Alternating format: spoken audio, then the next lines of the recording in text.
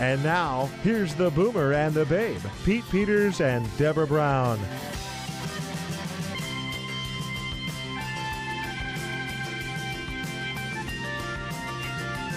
Okay, so tell me about chiropractic. And what I want to know is not that you have all this equipment and x-rays and all this stuff, because that's standard, right? Mm-hmm. What's different about Bret? Well, I think first of all, we try to tailor a plan specifically to what the needs of that person is. We check out their condition by listening to them, first of all. What is it keeping you from doing? What do you want to do as far as your health goals?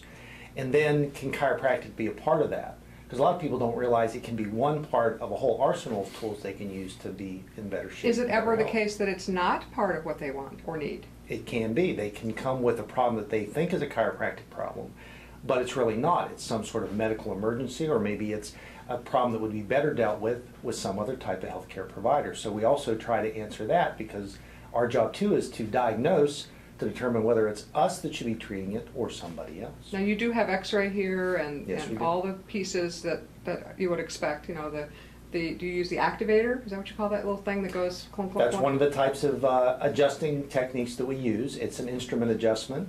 Its advantage is its specificity as well as its speed, so we can use lighter force. Don't some people just hate that whole concept of being cracked? Yeah, if you know, if the like, oh popping, cracking thing makes you crazy, then there are alternatives, and people don't always realize that either. They think there's only one type of manipulation or treatment, and there are many tools that we can use to get the job done depending on the situation and the patient's preference. Now, is it just like work injuries or car accidents or things like that, or can it just be general overall health that a chiropractor can actually address? It can be both. I mean, most of the people that come in to see us do have a particular pain or injury or problem that they're concerned about.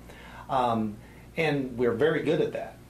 But people also can enhance their health through chiropractic care, even if it's not having to put up with those little aches and pains that we all think, well, it's just because of age or whatever. Well, it's not. You don't necessarily have to do that. Now, as we age, I would think that there are some things that, you know, better posture, better alignment and so forth would certainly help, you know, like the knees and the hips sort of start to say, okay, you know, at 55 years old, I'm not so happy anymore. Is that something you work with too?